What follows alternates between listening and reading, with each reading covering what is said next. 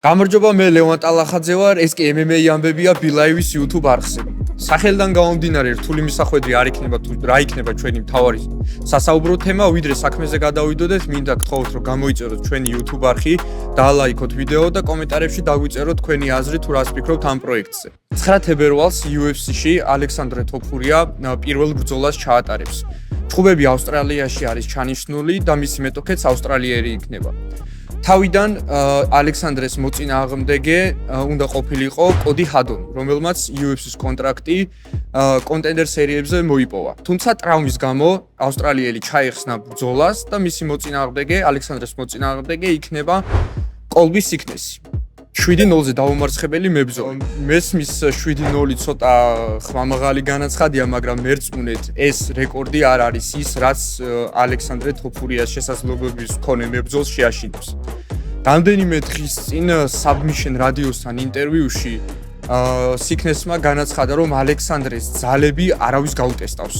ის არ შეხვედრია ისეთ მებრძოლს, რომლის უნარებიც ალექსანდრეს ცეცხლში გაატარებდაო ასე.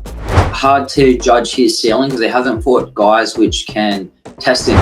ვეთანხმებით შეიძლება ბევრი დაეთანხმოს სიკნესის ამ მოსაზრებას, მაგრამ მოდით გადავავლოთ სიკნესის განვლილ კარიერას. მას რამდენიმე ჩხუბი აქვს ჩატარებული ავსტრალიურ და პოლინეზიურ ორგანიზაციებში და მისი მოწინააღმდეგე ძირითადად ამ რეგიონიდან მოსული ადამიანები არიან. ესენი არიან ფილიპინელი მარვენ მალუნსი, რომლის რეკორდი არის 5 მოგება 4 მარცხი. ნორმან აგკორპა 4 მოგება 4 მარცხი. ასევე ფილიპინელი. ჯუფრი გობელი ინდონეზიიდან 4 მოგება 4 მარცხი. მაიკლ მანუ 7 მოგება 5 მარცხი. მაიკლ ბარბერი 6 მოგება 8 მარცხი. და აი ასეთი განვლილი გზის მქონე ადამიანი ალექსანდრე თოფურიაზე ამბობს, არავისად უჩხუბიაო ისეთან, ვინც მის ძალებს ნამდვილად დატესტავდაო. ამ უკვე ხვდებით, რომ ალექსანდრე მასზე ბევრად უპირატესი გამოცდილებით გამოდის ოქტაგონზე. აქვე იმასაც შეგახსენებთ, რომ Hex Fight-ის სერიესის გამარჯვებული არის სიკნესი. ჩემპიონი არის ამ ორგანიზაციის, მაგრამ მერწმუნეთ ეს ალექსანდრესთვის არანაირ განსხვავებას არ იძლევა. პირველი თვალშისაცემი ფაქტი სიკნესის შესახებ, რაც შეიძლება აღვნიშნოთ, არის რომ ის არის ალექს ვოლკანოვსკის თანაგუნდელი და მასთან საკმაოდ დიდ დროს ატარებს და ერთად ვარჯიშობენ კიდეც. აქვე იმასაც გეტყვით, რომ რამდენიმე დღის წინ თავად ვოლკანოვსკიმ დაადასტურა ამის შესახებ, რომ სიკნესის კუთხეში იქნებოდა ბრძოლის დროს.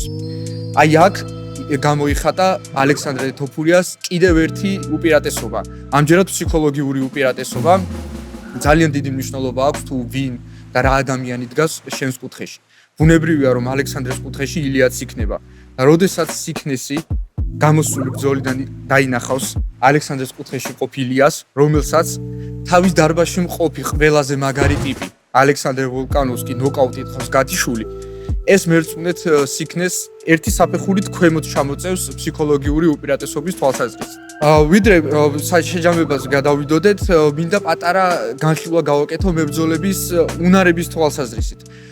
სიკნესის გამოკვეთილი უნარი, ასე ვთქვათ, მოჭიდავია, სტრაიკერია, ვერ ვიტყვით, არ არის გამოკვეთილი რომელიმე ხელოვნების მინდევარი.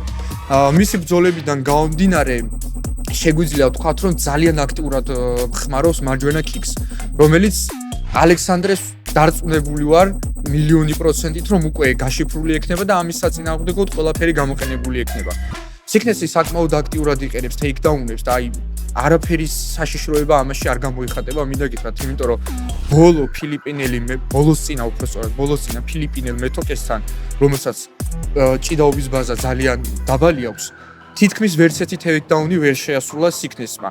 და წარმოიდგინეთ ალექსანდრე, რომლის ბაზაც არის ბერძნულ-რომაული ჭიდაობა, შემდეგ კი ჯიუ-ჯიტსუს სპარინგები ილიასთან ერთად, რამხელა უპირატესობა იქნება ჭიდაობაში ხომ წარმოგიდგენიათ. რაც შეეხება საბრძოლო სტილს, რამდენიმე კვირის წინ დიმიტრიუს ჯონსონმა საკუთარ YouTube არხზე ალექსანდრე თოფურიას შესახებ პატარა ვიდეო ჩაწერა, სადაც მის მსგავსებაზე საუბრობდა ილია თოფურიასთან. There's that boxing, yep, looks just like Ilya. ეს იმდენად თვალშისაცემი მსგავსება ალექსანდრესა და ილიას შორის, რომ დიმიტრიუს ჯონსონი კი არა, ვიღაც ახალი MMA-ის მაყურებელიც კი მარტივად შეამჩნევს. ილიას პარინ პარტნიორობა ალექსანდრეს ძალიან დიდ უპირატესობას აძლევს სიქნესთან ბრძოლაში. 24/7-ზე ისინი ერთად არიან, ერთად ვარჯიშობენ, ერთად ცხოვრობენ. ბოლო-ბოლო ორივეს ერთნაირი სისხლი უჩქებს ვენებში და ეს მერწმუნეთ კიდევ ერთი დიდი უპირატესობა არის ალექსანდრესი სიქნესის მიმართ. როგორც ზემოთ ვახსენე, სიქნესი Hex Fight Series გამარჯვებულია. სუპერსუბუქი წონის ჩემპიონი არის და გასულ ნოემბერს პირველივე რაუნდში ტექნიკური ნოკაუტით მოიპოვა ეს ქამარი სიქნესმა. კი შეიძლება ცოტა ჟღერდეს შესაშინებლად, მაგრამ კიდევ ერთხელ ვიმეორებ, ალექსანდრეს ასეთი მებრძოლების არ ეშინია.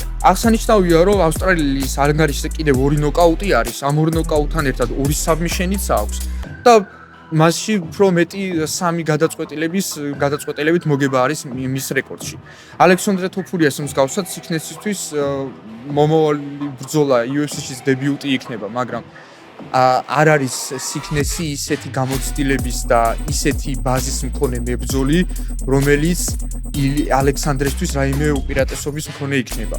არც მენტალურად და არც შესაძლებლობების მხრივ სიქნესი ალექსანდრეზე წინ არ დგას. ეხლა კი გადავიდეთ ალექსანდრეს კარიერაზე. მას ამ მომენტისათვის 5 გამარჯვება და 1 მარცხი აქვს. სტატისტიკაში 3 KO და TKO აქვს. 2 საბმიშენით გამარჯვება, ხოლო მისი ერთადერთი წაგება შორეულ 2015 წელს იყო, როდესაც მესამე რაუნდში ტექნიკური ნოკაუტით დამარცხდა და ეს იმდენად გაუთვალისწინებელი მარცხი იყო, რომ ამისი აღნიშვნა არც კი მიმაჩნია მიზანშეწონილად.